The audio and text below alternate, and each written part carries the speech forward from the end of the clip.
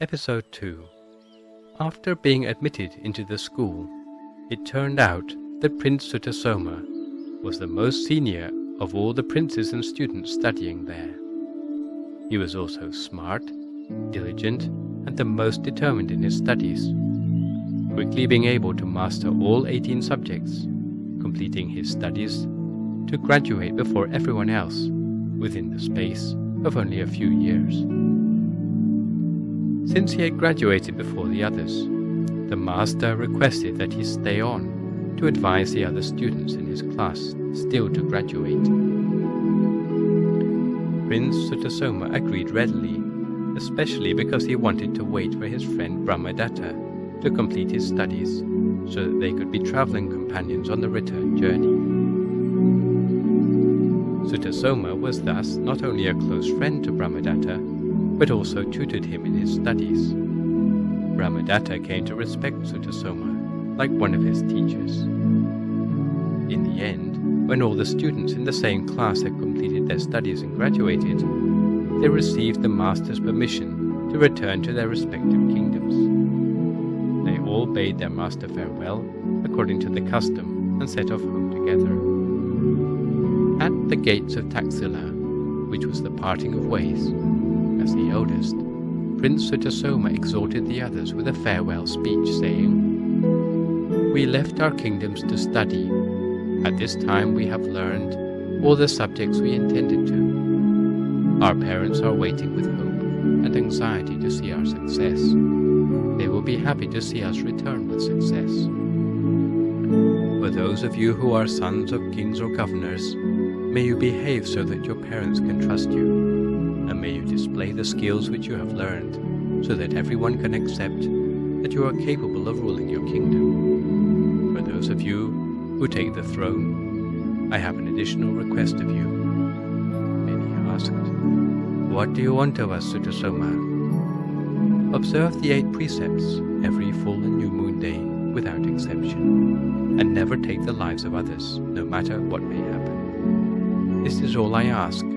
Can you promise me you'll practice this?" The princes gave Jātaka their unanimous promise. The second most senior student reassured Jātaka, "We studied those subjects with the purpose to rule our kingdoms, and the principles clearly state that rulers must not exploit, take advantage, or persecute others under their command.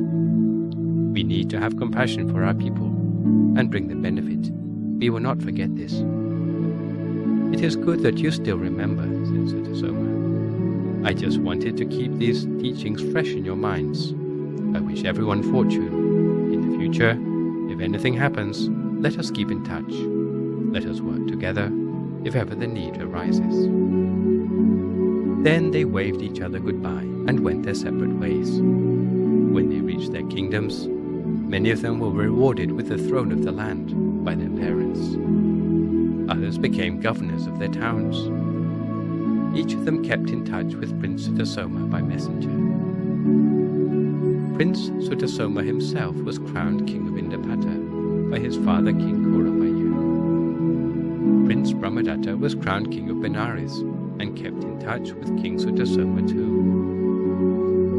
When King Jātaka received messages from his students, he sent replies back, reminding them not to be negligent in their rule, and to remember the promise they made before they separated.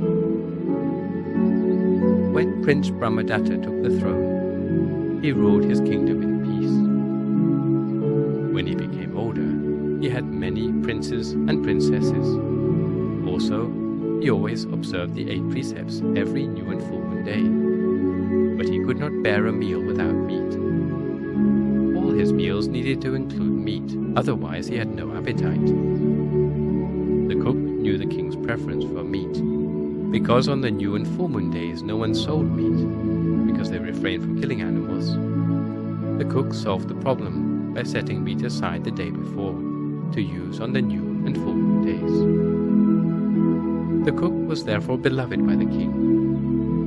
However, on one fateful observance day, the meat that had been set aside was accidentally eaten by palace dogs, owing to the cook's negligence.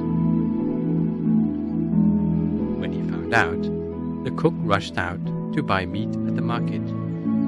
However, since it was an observance day, there was no meat available for sale. The cook was so afraid his negligence would be discovered that he broke out in a cold sweat. He ran to every market where he thought meat might be sold, but there was no meat to be had. So he just sat hopelessly, thinking he would most certainly die.